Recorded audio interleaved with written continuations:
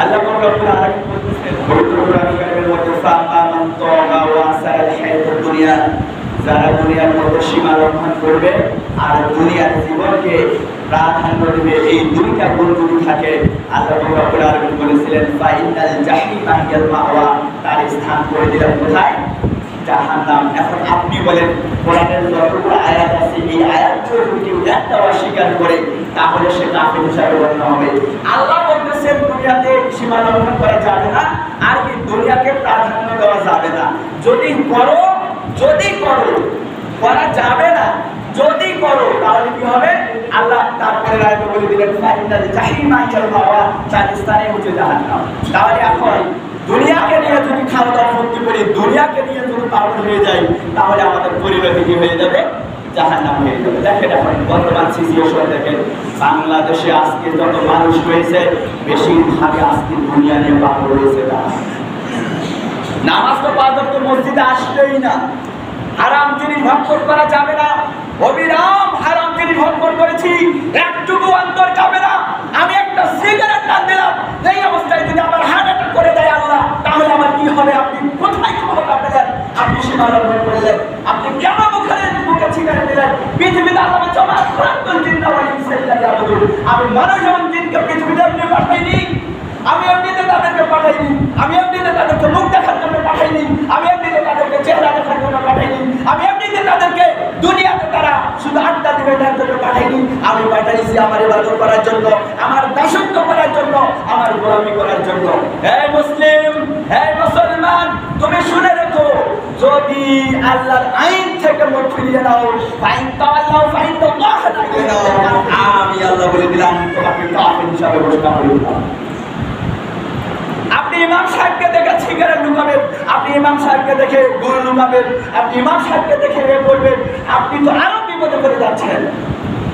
আপনি কোন অধিকার কে দিয়েছে আল্লাহর জমিনে বসবাস করে, আল্লাহর পৃথিবীতে বসবাস করেন? আপনার একটুকু নেই, আপনার 3.5 হাত মানুষ। আপনি কে? ফেরাউনের মতো কুখ্যাত সন্ত্রাসী পৃথিবীতে কেউ আসেনি, নমরুদের মতো কুখ্যাত সন্ত্রাসী পৃথিবীতে আসেনি, এদের মতো সন্ত্রাসী আসেনি।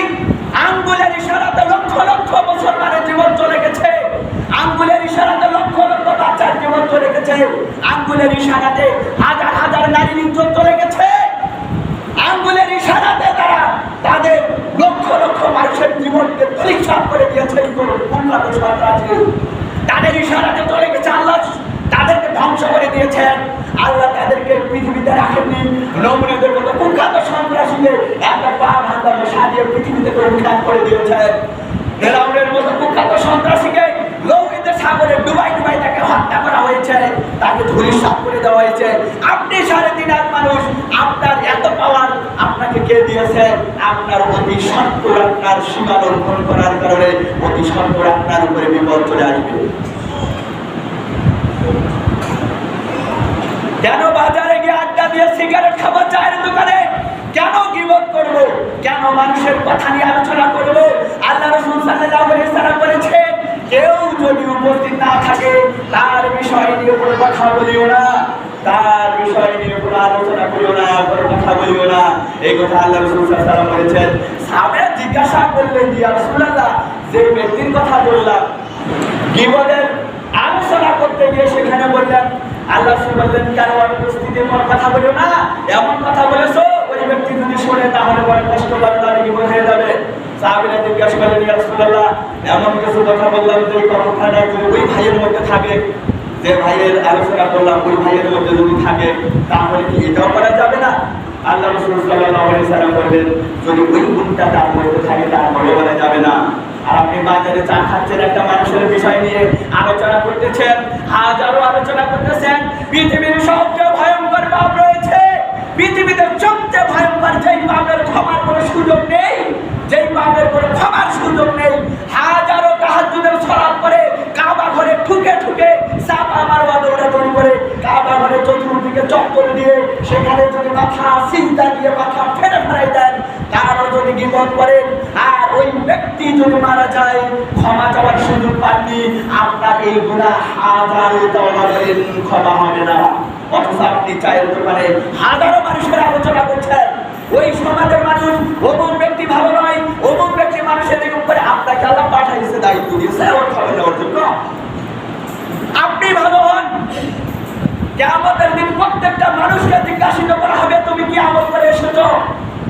কিয়ামতের দিন প্রত্যেকটা মানুষকে বলা হবে তুমি কি আমল করেছো, তুমি দুনিয়াতে কি কাজ করে এসেছো, সেগুলোর জবাব দাও।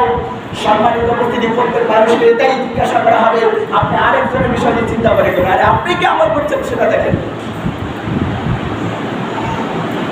নিজের পরিবারকে ঠিক রাখতে পারলাম না, নিজের পরিবারকে কন্ট্রোল করতে পারলাম না, নিজে কোনোদিন মসজিদে ইবাদত সালাত আদায় করতে পারলাম না, নিজের স্ত্রী সন্তানকে পর্দা করাতে পারলাম না, নিজের কখনো পরিবারকে ইসলামিক পরিবার, ইসলামিক আদর্শ পরিবার গঠন করতে পারলাম না, ইসলামিক ক্যারেক্টার, ইসলামিক সিস্টেম চালু করতে পারলাম না। আর আপনি মানুষের কথা নিয়ে, আরে আপনার চিন্তা করেন আপনি কি করতে যাচ্ছেন। আপনি তো সীমা লঙ্ঘন করে ফেলতেছেন, আপনি বুঝতেই পারেন না। আপনি মনে করছেন সালাত আদায় করব আর জান্নাতে চলে যাব। জান্নাত কি বাধা বলা নাকি যে আপনাকে আল্লাহ খালি বললেই জান্নাত দিবে? হাজারো নামাজীকে আল্লাহ রাব্বুল আলামিন বলেছেন, জাহান্নামের কথা বলেছেন। ওয়াইলুল লিল মুসাল্লিন, মুসাল্লিনদের জন্য দুর্ভোগ, মুসাল্লিনদের জন্য ওয়াইল নামক জাহান্নামের কথা বলেছেন। নামাজীদের জন্য জাহান্নামে ওয়াইল নামক জাহান্নামের কথা বলেছেন।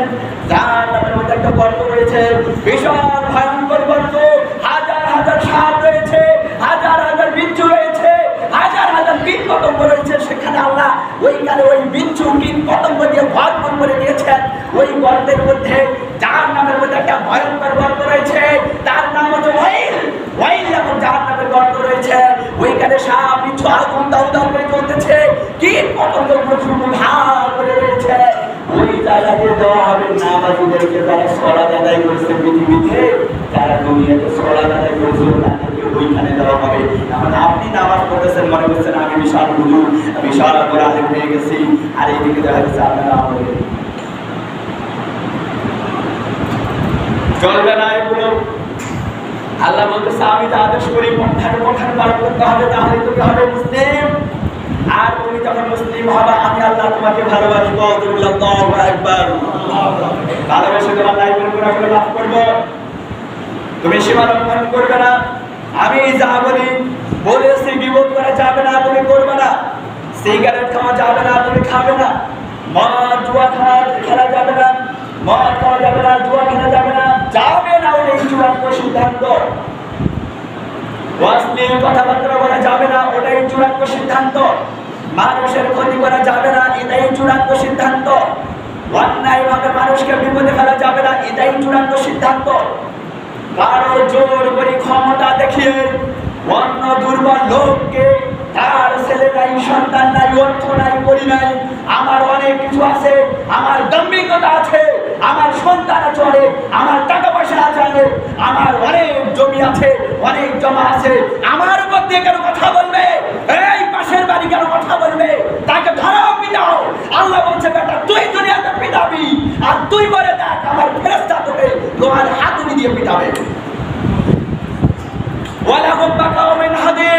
আরে তুমি তাকে কত ক্ষমতা দেখাইছো, তুমি তাকে 10টা বাড়ি দিয়েছ, 5টা বাড়ি দিয়েছ, তার স্ত্রী পুত্রকে লাঞ্ছিত করেছ, তার স্ত্রী সন্তানকে লাঞ্ছিত করেছ। আমি তোরে লাঞ্ছিত করবো কিয়ামতের মাঠে, আমি তোরে লাঞ্ছিত করবো হাসরের মাঠে, আমি তোরে লাঞ্ছিত করবো জাহান্নামের মধ্যে। আমার বাহিনী রয়েছে, আমার বাহিনী রয়েছে, এই সকল বাহিনী তোরে লাঞ্ছিত করবে।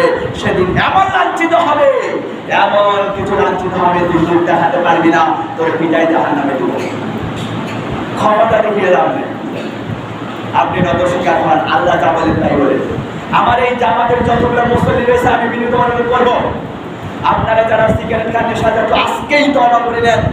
যদি আপনারা তওবা না করেন, আপনার কানের কাছে এই কথা পৌঁছে গেছে, আপনি আজও ছেড়ে দিতে পারেননি, আপনি এটা জেনে রাখেন, আপনি এটাই শুনে রাখেন, আপনার কানে তাড়াতাড়ি পৌঁছে গেছে, তারপর সে আমল শুরু করবে না, তারপরও সে লোক দেখানো সালাত আদায় করবে, এরকম করবে, সিগারেট খাবে সালাত আদায় করবে, সিগারেট খাবে সালাত আদায় করবে, এরকম ফাজলামি। আল্লাহ বলছে এর মৃত্যু আমি ছাড় দেই ছেড়ে দেই না, আমি ছাড় দেই ছেড়ে দেই না, আমি ছাড় দেই ছেড়ে দেই না।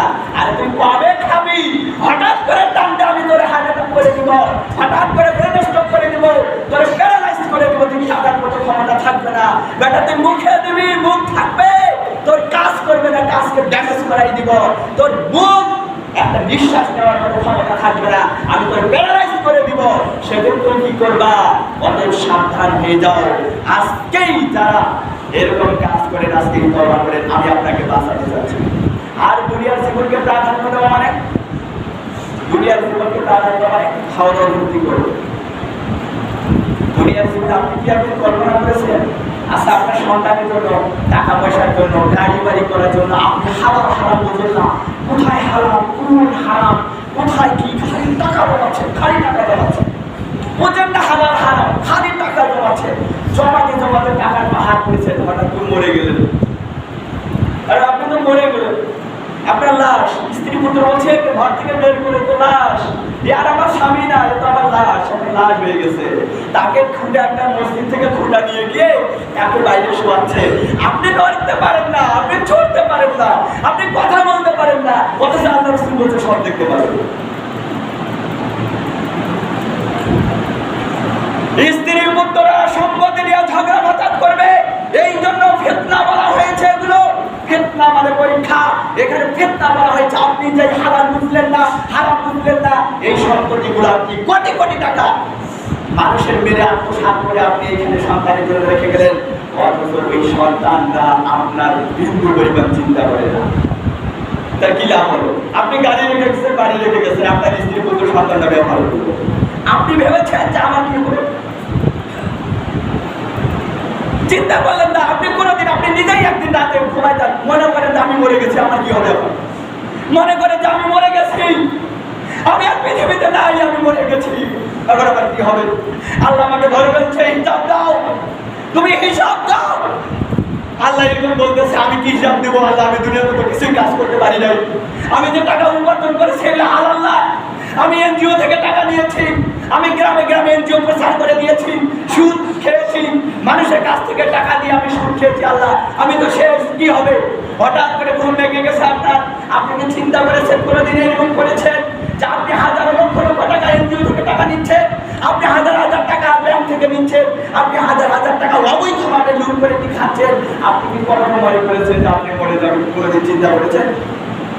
বলেন। আপনি একবার ভাবেন আমি মরে যাবো, মরে যাবো, কি হবে আমার? এই কথাটা কোনোদিন আপনি ভাবলেন না। আপনাকে নিয়ে গোসল করানো হবে, আপনাকে আপনার হাত ধরার মতো ক্ষমতা নেই, উজু করার মতো ক্ষমতা নেই, আপনি সব কিছু দেখবেন, কিন্তু আপনি কিছু করতে পারবেন না। সেদিন আপনার কি হবে? এইগুলো তো কোনোদিন চিন্তা করেন আপনার।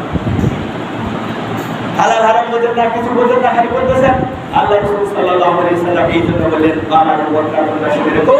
আল্লাহ এই আয়াত নাযিল করে দিয়েছেন, পৃথিবীতে যারা সীমা লঙ্ঘন করবে আর দুনিয়ার জীবনে খাওয়া দাওয়া করতে করবে, আল্লাহ রাব্বুল আলামিন বলেছেন ফাইনাল জাহিমা হিয়াল মাওয়া, তার স্থান হবে কোথায়? জাহান্নাম। এই জন্য আমরা এগুলো থেকে বেশি থাকবো। আল্লাহ যেন আমাদের কাছে মানুষকে ক্ষমা করা শেখেন। আপনি মানুষের শত্রুতা হইয়েন না, মানুষকে ক্ষমা করা শেখেন, মানুষকে ক্ষমা করবেন, মানুষের বিপদ করিয়েন না, মানুষকে ভালোবাসা শেখেন। মানুষ বিপদে পড়ে গেছে, আপনি পাশে দাঁড়ান, তাকে বিপদে ফেলে দিয়ে জমি দখল করে দিতে হবে, এটা কে বলেছে? আরে ও তো টাকার অভাব, ও বিপদে পড়ে গেছে, তার অসুস্থ, আপনি সুযোগ নিয়ে নিলেন, তাকে আরো বিপদে ফেলাই যে কি করে 5 কাটা মাটি লেখে দেওয়া যায়, এই চিন্তা করলেন। আরে তাকে কর্জে হাসানা দেন না, আপনি আপনি তাকে টাকা ধার দিয়ে বিপদে উদ্ধার করেন, আল্লাহ আপনাকে বিপদে উদ্ধার করে দিবেন। একটা হাদিস বলে শেষ করে দিব, যত 5 মিনিট বেশি হয়ে যাচ্ছে। সম্মানিত উপস্থিতি, আপনাদের সবার বিবেক অবিরোধ করি, ক্ষমার চোখে দেখবেন। সম্মানিত উপস্থিতি, হাদিসটা বলা জরুরি আমার পক্ষে, এই জন্য এটা বলতেছি। হায়াত মৌতের কথা বলা যায় না, কে কখন মারা যাবে।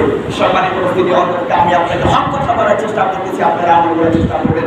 আল্লাহ রাসূল সাল্লাল্লাহু আলাইহি ওয়াসাল্লাম একদিন এক বিশাল মসজিদে বললেন, এই কিছুক্ষণের মধ্যে যে সাহাবীটা আসবে, ওই সাহাবী হচ্ছে জান্নাতি। আল্লাহু আকবার। বললেন যে কিছুক্ষণের মধ্যে এক সাহাবী আসবে, ওই সাহাবী হচ্ছে জান্নাতি।